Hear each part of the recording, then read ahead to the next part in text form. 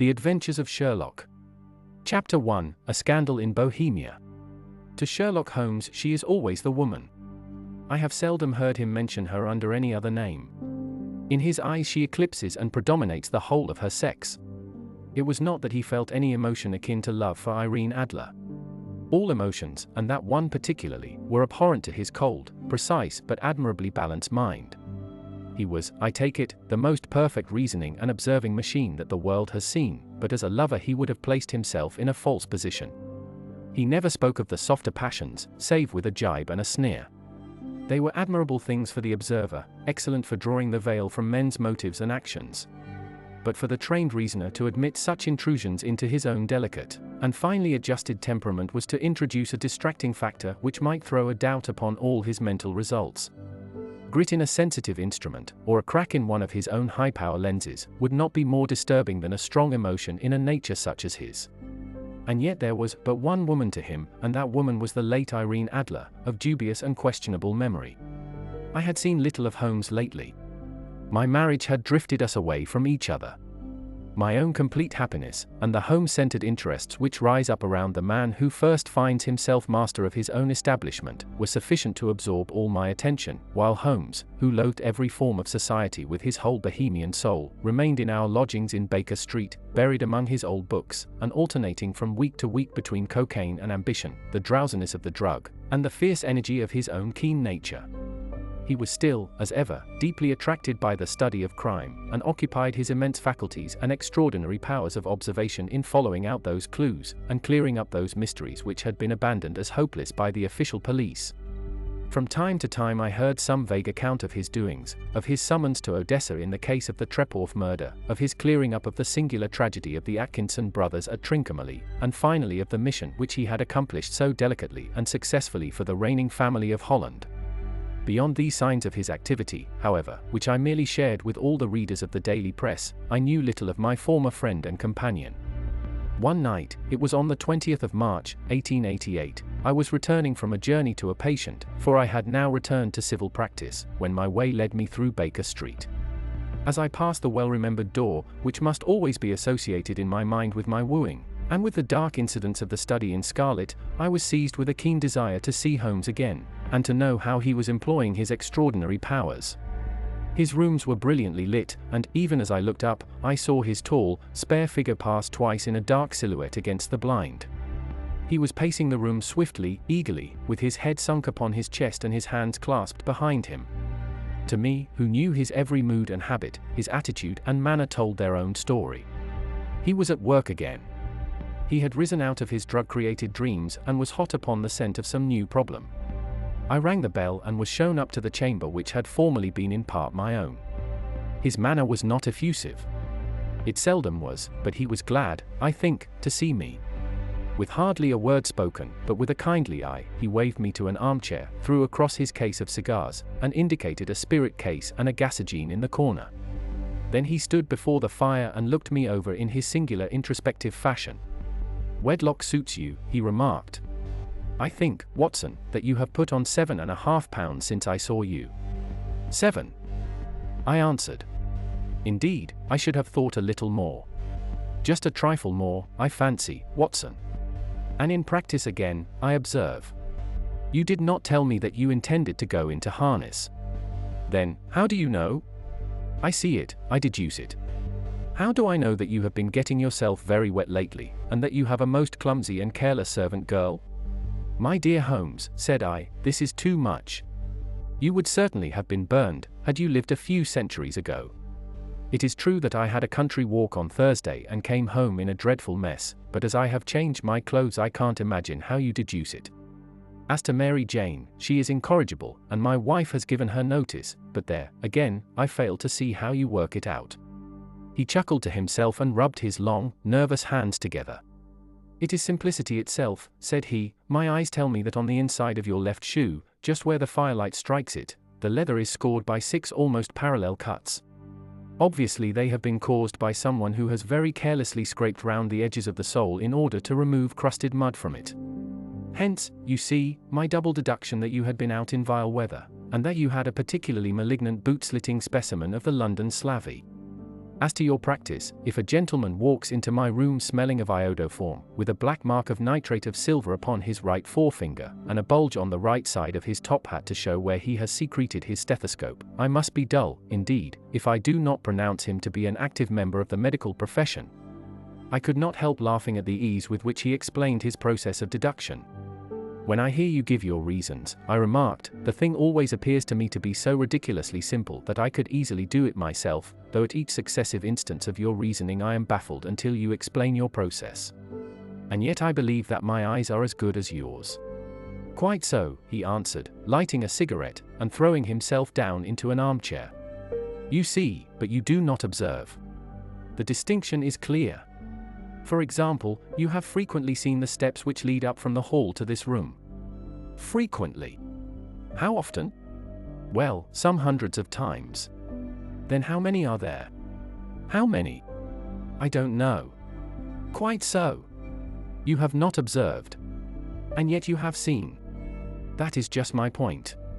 Now, I know that there are 17 steps, because I have both seen and observed. By the way, since you are interested in these little problems, and since you are good enough to chronicle one or two of my trifling experiences, you may be interested in this. He threw over a sheet of thick, pink-tinted notepaper which had been lying open upon the table. It came by the last post, said he. Read it aloud. The note was undated, and without either signature or address. There will call upon you tonight, at 7:45, it said, a gentleman who desires to consult you upon a matter of the very deepest moment. Your recent services to one of the royal houses of Europe have shown that you are one who may safely be trusted with matters which are of an importance which can hardly be exaggerated. This account of you we have from all quarters received. Be in your chamber then at that hour, and do not take it amiss if your visitor wear a mask. This is indeed a mystery, I remarked. What do you imagine that it means? I have no data yet. It is a capital mistake to theorize before one has data. Insensibly one begins to twist facts to suit theories, instead of theories to suit facts. But the note itself. What do you deduce from it? I carefully examined the writing, and the paper upon which it was written. The man who wrote it was presumably well-to-do, I remarked, endeavoring to imitate my companion's processes. Such paper could not be bought under £0.50 a packet. It is peculiarly strong and stiff. Peculiar, that is the very word, said Holmes. It is not an English paper at all. Hold it up to the light. I did so, and saw a large E with a small g, a P, and a large G with a small t woven into the texture of the paper. What do you make of that? Asked Holmes. The name of the maker, no doubt, or his monogram, rather. Not at all. The G with the small t stands for Gesellschaft, which is the German for company. It is a customary contraction like our Co-P, of course, stands for papier. Now for example. Let us glance at our Continental Gazetteer. He took down a heavy brown volume from his shelves. Eglo, Eglanitz, here we are, Egria.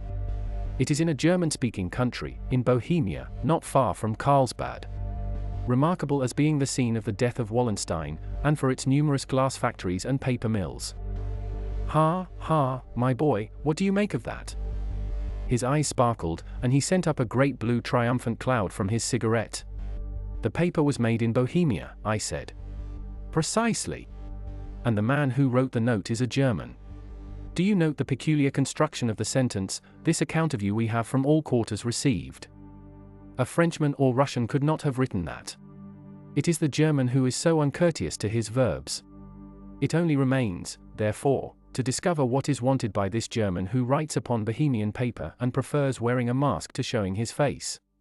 And here he comes, if I am not mistaken, to resolve all our doubts. As he spoke there was the sharp sound of horses' hoofs and grating wheels against the curb, followed by a sharp pull at the bell. Holmes whistled. A pair, by the sound, said he. Yes, he continued, glancing out of the window. A nice little brougham and a pair of beauties. 150 guineas apiece. There's money in this case, Watson, if there is nothing else. I think that I had better go, Holmes. Not a bit, Doctor. Stay where you are. I am lost without my Boswell. And this promises to be interesting. It would be a pity to miss it. But your client? Never mind him. I may want your help, and so may he. Here he comes. Sit down in that armchair, doctor, and give us your best attention." A slow and heavy step, which had been heard upon the stairs and in the passage, paused immediately outside the door. Then there was a loud and authoritative tap. "Come in," said Holmes. A man entered who could hardly have been less than 6 feet 6 inches in height, with the chest and limbs of a Hercules. His dress was rich with a richness which would, in England, be looked upon as akin to bad taste. Heavy bands of astrakhan were slashed across the sleeves and fronts of his double-breasted coat, while the deep blue cloak which was thrown over his shoulders was lined with flame-colored silk, and secured at the neck with a brooch which consisted of a single flaming beryl. Boots which extended halfway up his calves, and which were trimmed at the tops with rich brown fur, completed the impression of barbaric opulence which was suggested by his whole appearance. He carried a broad-brimmed hat in his hand, while he wore across the upper part of his face, extending down past the cheekbones, a black-visored mask, which he had apparently adjusted that very moment, for his hand was still raised to it as he entered. From the lower part of the face he appeared to be a man of strong character, with a thick, hanging lip, and a long, straight chin suggestive of resolution pushed to the length of obstinacy. "You had my note?" he asked with a deep harsh voice and a strongly marked German accent. "I told you that I would call." He looked from one to the other of us, as if uncertain which to address. "Pray take a seat," said Holmes. "This is my friend and colleague, Dr. Watson, who is occasionally good enough to help me in my cases. Whom have I the honor to address?" "You may address me as the Count von Kram, a Bohemian nobleman. I understand that this gentleman, your friend, is a man of honor and discretion, whom I may trust with a matter of the most extreme importance. If not, I should much prefer to communicate with you alone." I rose to go, but Holmes caught me by the wrist and pushed me back into my chair. "It is both, or none," said he. "You may say before this gentleman anything which you may say to me." The Count shrugged his broad shoulders. "Then I must begin," said he, "by binding you both to absolute secrecy for 2 years. At the end of that time the matter will be of no importance. At present it is not too much to say that it is of such weight it may have an influence upon European history." "I promise," said Holmes. "And I." "You will excuse this mask," continued our strange visitor. "The august person who employs me wishes his agent to be unknown to you, and I may confess at once that the title by which I have just called myself is not exactly my own." "I was aware of it," said Holmes dryly. "The circumstances are of great delicacy, and every precaution has to be taken to quench what might grow to be an immense scandal, and seriously compromise one of the reigning families of Europe. To speak plainly, the matter implicates the great house of Ormstein, hereditary kings of Bohemia." "I was also aware of that," murmured Holmes, settling himself down in his armchair and closing his eyes. Our visitor glanced with some apparent surprise at the languid, lounging figure of the man who had been no doubt depicted to him as the most incisive reasoner and most energetic agent in Europe. Holmes slowly reopened his eyes and looked impatiently at his gigantic client. "If your Majesty would condescend to state your case," he remarked, "I should be better able to advise you." The man sprang from his chair and paced up and down the room in uncontrollable agitation. Then, with a gesture of desperation, he tore the mask from his face and hurled it upon the ground. "You are right," he cried, "I am the king. Why should I attempt to conceal it?" "Why, indeed," murmured Holmes. "Your Majesty had not spoken before I was aware that I was addressing Wilhelm Gottsreich Sigismund von Ormstein, Grand Duke of Cassel-Felstein, and hereditary King of Bohemia." "But you can understand," said our strange visitor, sitting down once more and passing his hand over his high white forehead, "you can understand that I am not accustomed to doing such business in my own person. Yet the matter was so delicate that I could not confide it to an agent without putting myself in his power. I have come incognito from Prague for the purpose of consulting you." "Then, pray consult," said Holmes, shutting his eyes once more. "The facts are briefly these: some 5 years ago, during a lengthy visit to Warsaw, I made the acquaintance of the well-known adventuress, Irene Adler.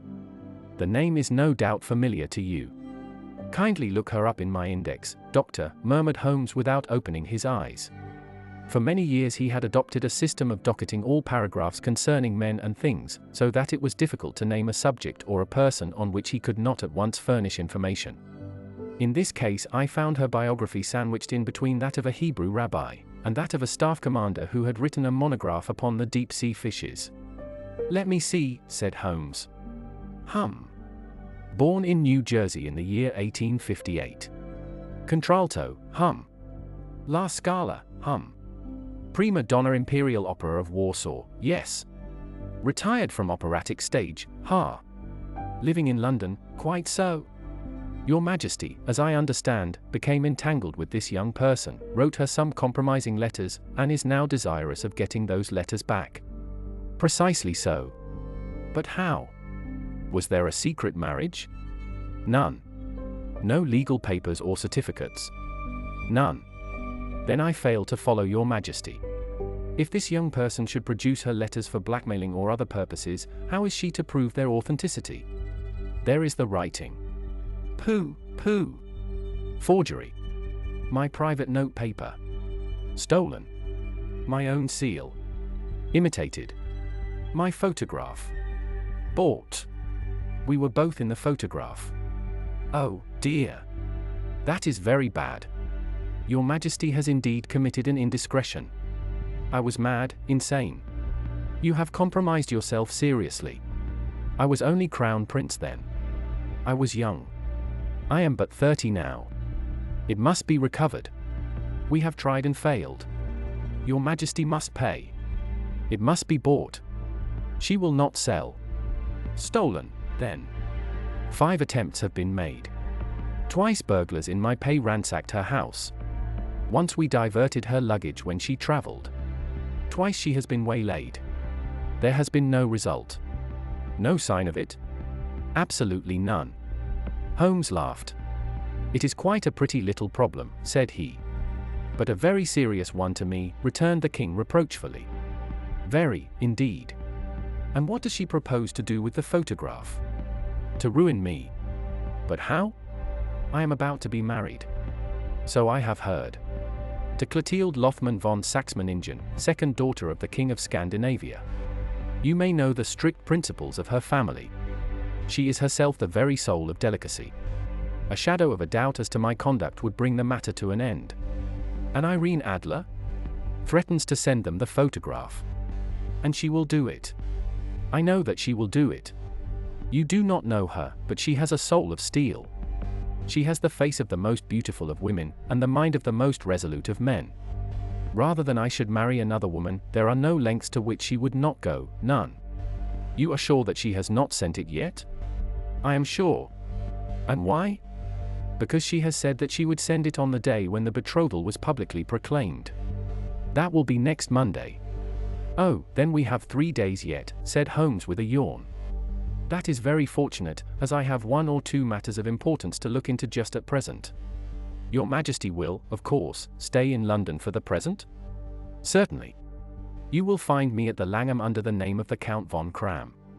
Then I shall drop you a line to let you know how we progress. Pray do so. I shall be all anxiety. Then, as to money? You have carte blanche. Absolutely. I tell you that I would give one of the provinces of my kingdom to have that photograph. And for present expenses? The king took a heavy chamois leather bag from under his cloak and laid it on the table. There are £300 in gold and 700 in notes, he said. Holmes scribbled a receipt upon a sheet of his notebook and handed it to him.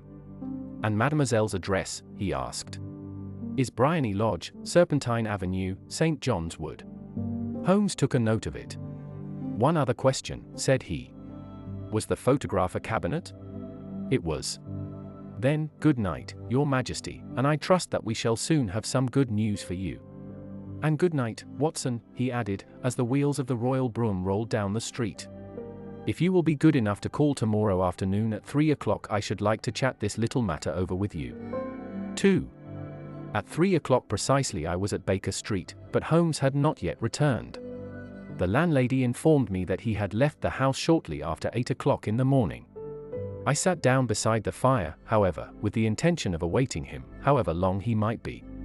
I was already deeply interested in his inquiry, for, though it was surrounded by none of the grim and strange features which were associated with the 2 crimes which I have already recorded, still, the nature of the case and the exalted station of his client gave it a character of its own.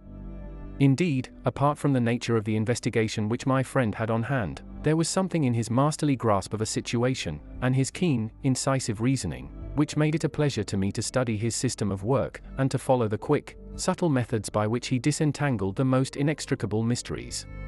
So accustomed was I to his invariable success that the very possibility of his failing had ceased to enter into my head. It was close upon 4 before the door opened, and a drunken-looking groom, ill-kempt and side-whiskered, with an inflamed face and disreputable clothes, walked into the room. Accustomed as I was to my friend's amazing powers in the use of disguises, I had to look 3 times before I was certain that it was indeed he. With a nod he vanished into the bedroom, whence he emerged in 5 minutes tweed-suited and respectable, as of old. Putting his hands into his pockets, he stretched out his legs in front of the fire and laughed heartily for some minutes. "Well, really," he cried, and then he choked and laughed again until he was obliged to lie back, limp and helpless, in the chair. "What is it?" "It's quite too funny. I am sure you could never guess how I employed my morning, or what I ended by doing." "I can't imagine." "I suppose that you have been watching the habits, and perhaps the house, of Miss Irene Adler." "Quite so, but the sequel was rather unusual. I will tell you, however. I left the house a little after 8 o'clock this morning in the character of a groom out of work. There is a wonderful sympathy and freemasonry among horsey men. Be one of them, and you will know all that there is to know. I soon found Briony Lodge. It is a bijou villa, with a garden at the back, but built out in front right up to the road, 2 stories. Chubb lock to the door. Large sitting room on the right side, well furnished, with long windows almost to the floor, and those preposterous English window fasteners which a child could open. Behind there was nothing remarkable, save that the passage window could be reached from the top of the coach house. I walked round it and examined it closely from every point of view, but without noting anything else of interest. I then lounged down the street and found, as I expected, that there was a mews in a lane which runs down by one wall of the garden. I lent the ostlers a hand in rubbing down their horses, and received in exchange 2d, a glass of half and half, 2 fills of shag tobacco, and as much information as I could desire about Miss Adler, to say nothing of half a dozen other people in the neighborhood in whom I was not in the least interested, but whose biographies I was compelled to listen to. "And what of Irene Adler?" I asked. "Oh, she has turned all the men's heads down in that part. She is the daintiest thing under a bonnet on this planet. So say the Serpentine Mews, to a man. She lives quietly, sings at concerts, drives out at 5 every day, and returns at 7 sharp for dinner. Seldom goes out at other times, except when she sings. Has only 1 male visitor, but a good deal of him. He is dark, handsome, and dashing, never calls less than once a day, and often twice. He is a Mr. Godfrey Norton, of the Inner Temple. See the advantages of a cabman as a confidant. They had driven him home a dozen times from Serpentine Mews, and knew all about him. When I had listened to all they had to tell, I began to walk up and down near Briony Lodge once more, and to think over my plan of campaign. This Godfrey Norton was evidently an important factor in the matter. He was a lawyer. That sounded ominous. What was the relation between them, and what the object of his repeated visits? Was she his client, his friend, or his mistress? If the former, she had probably transferred the photograph to his keeping. If the latter, it was less likely. On the issue of this question depended whether I should continue my work at Briony Lodge, or turn my attention to the gentlemen's chambers in the Temple. It was a delicate point, and it widened the field of my inquiry. I fear that I bore you with these details, but I have to let you see my little difficulties, if you are to understand the situation. "I am following you closely," I answered. I was still balancing the matter in my mind when a hansom cab drove up to Briony Lodge, and a gentleman sprang out. He was a remarkably handsome man, dark, aquiline, and mustached, evidently the man of whom I had heard. He appeared to be in a great hurry, shouted to the cabman to wait, and brushed past the maid who opened the door with the air of a man who was thoroughly at home. He was in the house about half an hour, and I could catch glimpses of him in the windows of the sitting room, pacing up and down, talking excitedly, and waving his arms. Of her I could see nothing. Presently he emerged, looking even more flurried than before. As he stepped up to the cab, he pulled a gold watch from his pocket and looked at it earnestly. "Drive like the devil," he shouted, "first to Gross and Hankey's in Regent Street, and then to the Church of St. Monica in the Edgware Road. Half a guinea if you do it in 20 minutes. Away they went, and I was just wondering whether I should not do well to follow them when up the lane came a neat little landau, the coachman with his coat only half buttoned, and his tie under his ear, while all the tags of his harness were sticking out of the buckles. It hadn't pulled up before she shot out of the hall door and into it. I only caught a glimpse of her at the moment, but she was a lovely woman, with a face that a man might die for. "The Church of St. Monica, John," she cried, "and half a sovereign if you reach it in 20 minutes. This was quite too good to lose, Watson." I was just balancing whether I should run for it, or whether I should perch behind her landau when a cab came through the street. The driver looked twice at such a shabby fare, but I jumped in before he could object. "The Church of St. Monica," said I, "and half a sovereign if you reach it in 20 minutes. It was 25 minutes to 12, and of course it was clear enough what was in the wind. My cabby drove fast. I don't think I ever drove faster, but the others were there before us. The cab and the landau with their steaming horses were in front of the door when I arrived. I paid the man and hurried into the church. There was not a soul there save the two whom I had followed and a surpliced clergyman, who seemed to be expostulating with them. They were all three standing in a knot in front of the altar. I lounged up the side aisle like any other idler who has dropped into a church. Suddenly, to my surprise, the three at the altar faced round to me, and Godfrey Norton came running as hard as he could towards me. "Thank God," he cried. "You'll do. Come. Come." "What then?" I asked. "Come, man, come, only 3 minutes, or it won't be legal." I was half dragged up to the altar, and before I knew where I was I found myself mumbling responses which were whispered in my ear, and vouching for things of which I knew nothing, and generally assisting in the secure tying up of Irene Adler, spinster, to Godfrey Norton, bachelor. It was all done in an instant, and there was the gentleman thanking me on the one side and the lady on the other, while the clergyman beamed on me in front. It was the most preposterous position in which I ever found myself in my life, and it was the thought of it that started me laughing just now. It seems that there had been some informality about their license, that the clergyman absolutely refused to marry them without a witness of some sort, and that my lucky appearance saved the bridegroom from having to sally out into the streets in search of a best man. The bride gave me a sovereign, and I mean to wear it on my watch chain in memory of the occasion. "This is a very unexpected turn of affairs," said I, "and what then?" Well, I found my plans very seriously menaced. It looked as if the pair might take an immediate departure, and so necessitate very prompt and energetic measures on my part. At the church door, however, they separated, he driving back to the temple, and she to her own house. "I shall drive out in the park at 5 as usual," she said as she left him. I heard no more. They drove away in different directions, and I went off to make my own arrangements. "Which are?" "Some cold beef and a glass of beer," he answered, ringing the bell.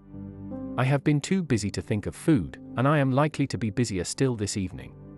By the way, Doctor, I shall want your cooperation." "I shall be delighted." "You don't mind breaking the law?" "Not in the least." "Nor running a chance of arrest?" "Not in a good cause." "Oh, the cause is excellent. Then I am your man. I was sure that I might rely on you. But what is it you wish?" "When Mrs. Turner has brought in the tray I will make it clear to you. Now," he said as he turned hungrily on the simple fare that our landlady had provided, "I must discuss it while I eat, for I have not much time. It is nearly 5 now. In 2 hours we must be on the scene of action. Miss Irene, or Madam, rather, returns from her drive at 7. We must be at Briony Lodge to meet her." "And what then?" "You must leave that to me. I have already arranged what is to occur. There is only one point on which I must insist. You must not interfere, come what may. You understand? I am to be neutral? To do nothing whatever. There will probably be some small unpleasantness. Do not join in it. It will end in my being conveyed into the house. For 5 minutes afterwards the sitting-room window will open. You are to station yourself close to that open window." "Yes." "You are to watch me, for I will be visible to you." "Yes." "And when I raise my hand, so, you will throw into the room what I give you to throw, and will, at the same time, raise the cry of fire. You quite follow me?" "Entirely." "It is nothing very formidable," he said, taking a long cigar-shaped roll from his pocket. "It is an ordinary plumber's smoke rocket, fitted with a cap at either end to make it self-lighting. Your task is confined to that. When you raise your cry of fire, it will be taken up by quite a number of people. You may then walk to the end of the street, and I will rejoin you in 10 minutes. I hope that I have made myself clear. I am to remain neutral, to get near the window, to watch you, and at the signal to throw in this object, then to raise the cry of fire, and to wait you at the corner of the street. Precisely. Then you may entirely rely on me. That is excellent. I think, perhaps, it is almost time that I prepare for the new role I have to play. He disappeared into his bedroom and returned in a few minutes in the character of an amiable and simple-minded nonconformist clergyman. His broad black hat, his baggy trousers, his white tie, his sympathetic smile, and general look of peering and benevolent curiosity were such as Mr. John Hare alone could have equalled. It was not merely that Holmes changed his costume. His expression, his manner, his very soul seemed to vary with every fresh part that he assumed. The stage lost a fine actor, even as science lost an acute reasoner, when he became a specialist in crime. It was 6:15 when we left Baker Street, and it still wanted 10 minutes to the hour when we found ourselves in Serpentine Avenue. It was already dusk, and the lamps were just being lighted as we paced up and down in front of Briony Lodge, waiting for the coming of its occupant. The house was just such as I had pictured it from Sherlock Holmes' succinct description, but the locality appeared to be less private than I expected. On the contrary, for a small street in a quiet neighborhood, it was remarkably animated. There was a group of shabbily dressed men smoking and laughing in a corner, a scissors grinder with his wheel, 2 guardsmen who were flirting with a nurse girl, and several well-dressed young men who were lounging up and down with cigars in their mouths. You see, remarked Holmes, as we paced to and fro in front of the house, this marriage rather simplifies matters. The photograph becomes a double-edged weapon now. The chances are that she would be as averse to its being seen by Mr. Godfrey Norton, as our client is to its coming to the eyes of his princess. Now the question is, where are we to find the photograph? Where, indeed? It is most unlikely that she carries it about with her. It is cabinet size. Too large for easy concealment about a woman's dress. She knows that the king is capable of having her waylaid and searched. 2 attempts of the sort have already been made. We may take it, then, that she does not carry it about with her. Where, then? Her banker or her lawyer. There is that double possibility. But I am inclined to think neither. Women are naturally secretive, and they like to do their own secreting. Why should she hand it over to anyone else? She could trust her own guardianship, but she could not tell what indirect or political influence might be brought to bear upon a businessman. Besides, remember that she had resolved to use it within a few days. It must be where she can lay her hands upon it. It must be in her own house. But it has twice been burgled. Pshaw! They did not know how to look. But how will you look? I will not look. What then? I will get her to show me. But she will refuse. She will not be able to. But I hear the rumble of wheels. It is her carriage. Now carry out my orders to the letter. As he spoke, the gleam of the sidelights of a carriage came round the curve of the avenue. It was a smart little landau which rattled up to the door of Briony Lodge. As it pulled up, one of the loafing men at the corner dashed forward to open the door in the hope of earning a copper, but was elbowed away by another loafer, who had rushed up with the same intention. A fierce quarrel broke out, which was increased by the 2 guardsmen, who took sides with one of the loungers, and by the scissors grinder, who was equally hot upon the other side. A blow was struck, and in an instant the lady, who had stepped from her carriage, was the center of a little knot of flushed and struggling men, who struck savagely at each other with their fists and sticks. Holmes dashed into the crowd to protect the lady, but, just as he reached her, he gave a cry and dropped to the ground, with the blood running freely down his face. At his fall, the guardsmen took to their heels in one direction and the loungers in the other, while a number of better-dressed people, who had watched the scuffle without taking part in it, crowded in to help the lady and to attend to the injured man. Irene Adler, as I will still call her, had hurried up the steps, but she stood at the top with her superb figure outlined against the lights of the hall, looking back into the street. "Is the poor gentleman much hurt?" she asked. "He is dead," cried several voices. "No, no, there's life in him," shouted another. "But he'll be gone before you can get him to hospital." "He's a brave fellow," said a woman. "They would have had the lady's purse and watch if it hadn't been for him. They were a gang, and a rough one, too.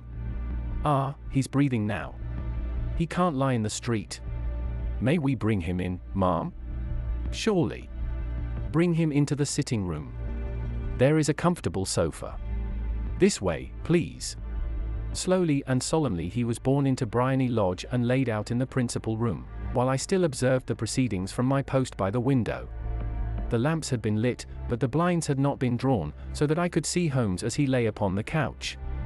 I do not know whether he was seized with compunction at that moment for the part he was playing, but I know that I never felt more heartily ashamed of myself in my life than when I saw the beautiful creature against whom I was conspiring, or the grace and kindliness with which she waited upon the injured man. And yet it would be the blackest treachery to Holmes to draw back now from the part which he had entrusted to me. I hardened my heart, and took the smoke rocket from under my ulster. After all, I thought, we are not injuring her. We are but preventing her from injuring another. Holmes had sat up upon the couch, and I saw him motion like a man who is in need of air. A maid rushed across and threw open the window. At the same instant I saw him raise his hand, and at the signal I tossed my rocket into the room with a cry of "Fire!" The word was no sooner out of my mouth than the whole crowd of spectators, well-dressed and ill, gentlemen, ostlers, and servant maids, joined in a general shriek of "Fire!"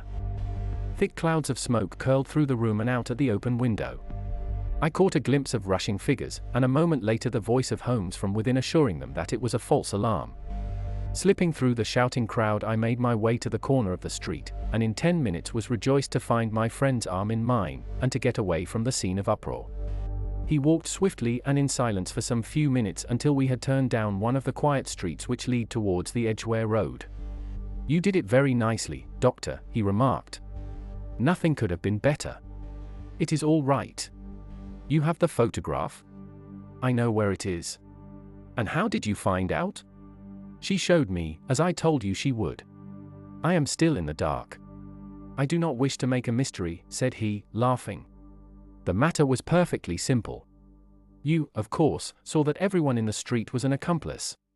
They were all engaged for the evening. I guessed as much. Then, when the row broke out, I had a little moist red paint in the palm of my hand. I rushed forward, fell down, clapped my hand to my face, and became a piteous spectacle. It is an old trick. That also I could fathom. Then they carried me in. She was bound to have me in. What else could she do?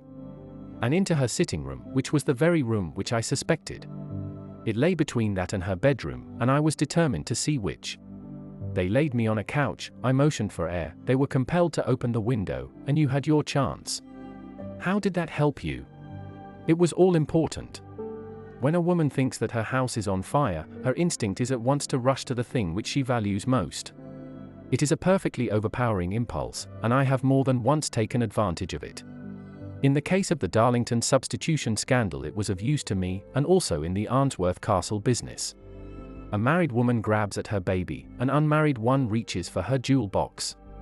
Now it was clear to me that Our Lady of today had nothing in the house more precious to her than what we are in quest of. She would rush to secure it. The alarm of fire was admirably done. The smoke and shouting were enough to shake nerves of steel.